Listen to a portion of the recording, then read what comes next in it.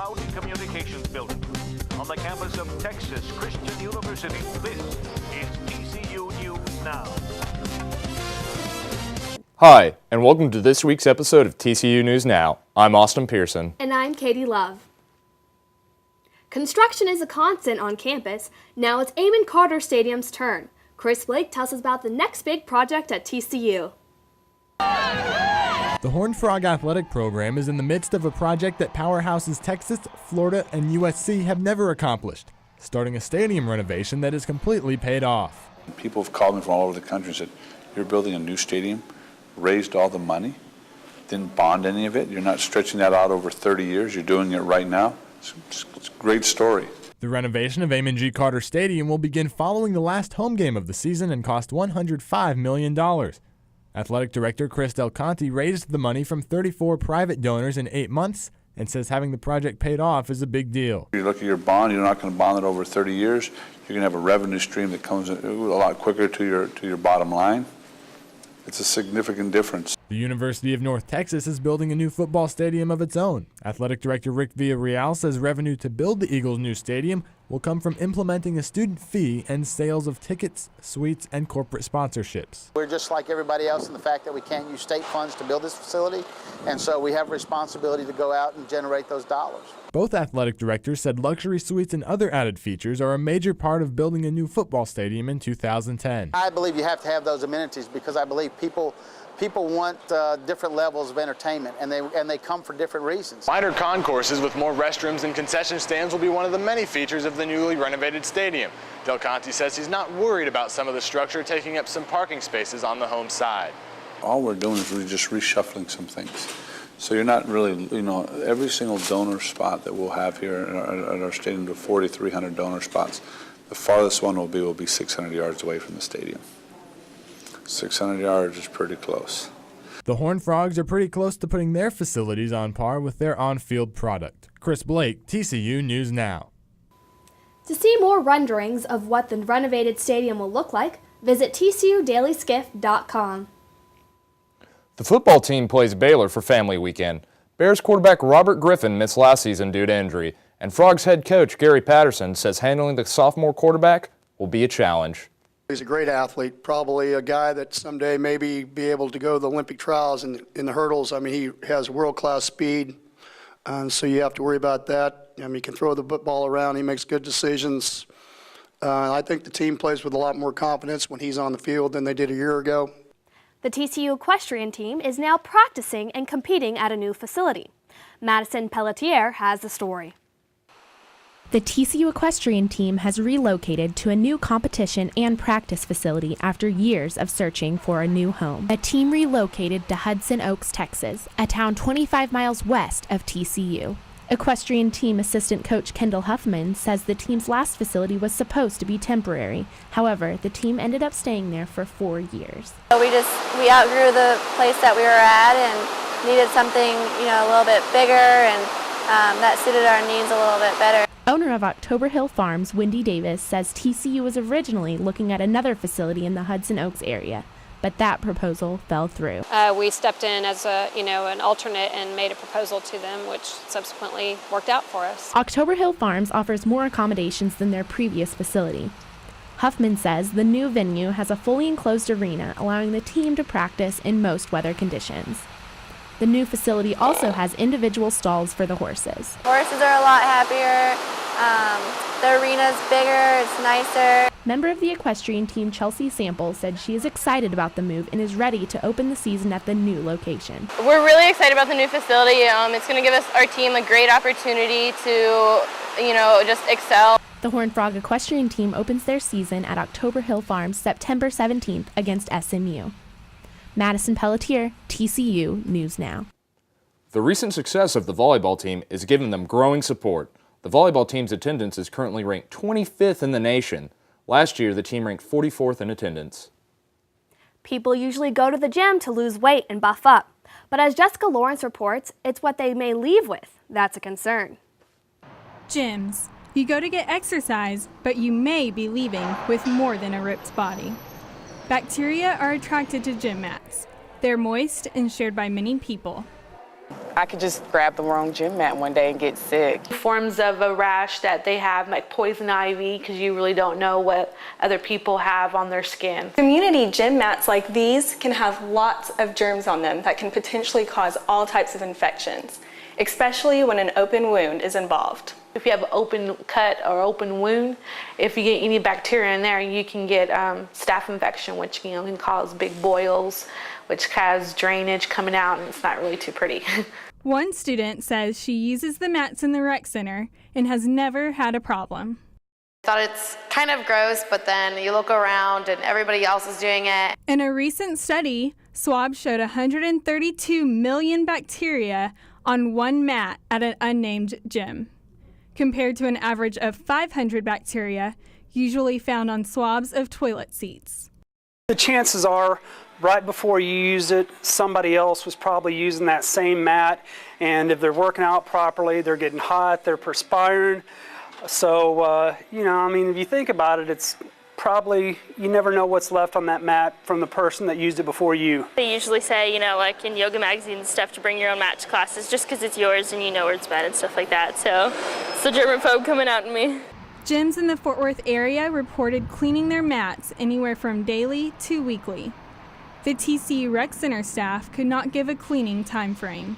Nurse Rodriguez says everyone should take small steps to stay germ-free.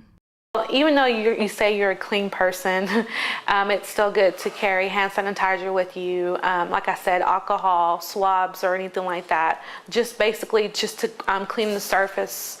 Sometimes sweating the small stuff may help when going to the gym. Jessica Lawrence, TCU News Now. And it's not just the mats. Showers and exercise equipment are also germ magnets. It's hard to imagine TCU not in Fort Worth, but TCU hasn't always been here. Sarah Humphrey tells the story of how the relationship between the city and the university has grown over time. TCU is celebrating 100 years in Fort Worth. Although the university originated here in 1869 in a building near the current convention center, issues with crime caused the founders to relocate in 1873. They wanted a place where kids would not be influenced by that vice and corruption. So they chose to relocate 40 miles to the southwest of Fort Worth to the sleepy community of Thorpe Springs. In 1895, TCU found itself in Waco due to financial problems. But a tragic fire in 1910 brought TCU back home to Fort Worth, and the partnership between the university and the community began to grow. I think we've grown together. Throughout the 100 years, we've had peaks and valleys of both. And it's just, but like any family, you're gonna, the good come with the bad, and you stay together, and over a long period of time, you have a great marriage. From dyeing city rivers purple to lighting up downtown in the Horned Frog colors, the city has become great supporters of TCU's athletic teams. There's a lot of people that live in Fort Worth that went to a different institution, but it's like Applebee's. This is your neighborhood, we're your neighborhood team. And they've adopted us. Because we were Fort Worth University, there was that relationship that kind of bonded the university to the community and to the community to the university. In 1910, Fort Worth offered TCU $200,000, and in return, TCU had to move back to the city for 10 years. 100 years later, TCU still hasn't left. Sarah Humphrey, TCU News Now. The football field isn't the only place that the university is climbing the rankings. Thomas Koenig has the story. If the brand new Mary Wright Admission Center is any indication, the university is continuing to rapidly increase its reputation to potential students. It is rare for an institution to be as hot as we are. Heat in this business lasts a year, maybe two, and we're starting our second decade of being one of the hottest schools out there, and certainly one of the hottest schools in Texas. After a 3-year hiatus, the university climbed back into the top 100 universities in the latest U.S. News and World Report rankings. The university now ranks 99th, up 11 spots from last year. The university's reputation isn't just spreading to students and counselors in Texas. 38% of this year's freshman class is from out of state, up 7% from 2009. I came to TCU because I really enjoyed the atmosphere when I visited, and my college counselor said that it would be a good fit for me because of the school size. So, and when I visited, it was just, everything went really well and just fell in love. Even though academics and rankings are a key point, new projects and upgrades have made the campus a hot destination. It does seem to be a perfect storm that is going on here. You need to look no further than this campus to see that it is one of the most beautiful now in the entire country. The residence halls are as fine as you'll find anywhere in this country. That we're having terrific success athletically is always a real positive thing for a university as well. No matter what ranking is given, the university will continue to enjoy its national impact. Thomas Koenig, TCU News Now.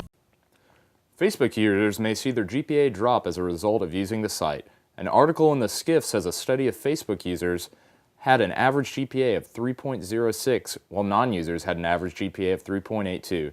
TCU psychology professor Sarah Hill says she doesn't think Facebook is the culprit, but how easily a student is distracted.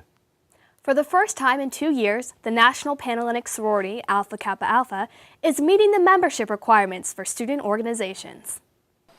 1, 2. A senior cadet in ROTC and a TCU cheerleader, Brittany Turner is a busy senior. While those two groups have 20-plus members in them, Turner's other passion, Alpha Kappa Alpha, only has 8. A sisterhood is something that I've never had, because my family's a military family, so we move around so much that it's definitely emotional for me to, never have had a best friend or anything like that, and then to come here to TCU and actually find that bond with only 8 girls. The sorority's advisor, Bertha Scott, says she prides herself on her 53 years of AKA membership and is excited for the 8 new members because when I first took over, there was only 1 member.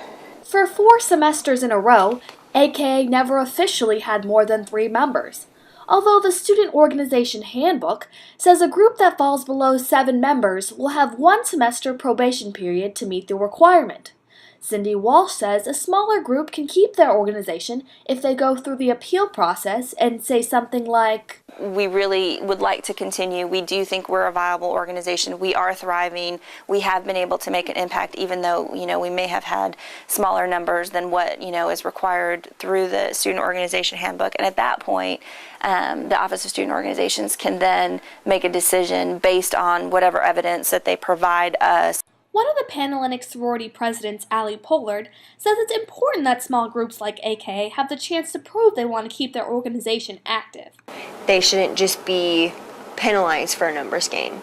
They're doing what they're supposed to be doing. They're holding their standards, they're holding events. They're getting their name out there, so they shouldn't be taken off just because they don't have the members or the numbers that they're supposed to. Meeting student organization requirements now, AK's meetings still aren't packed. However, some of the women say they actually enjoy the smaller group.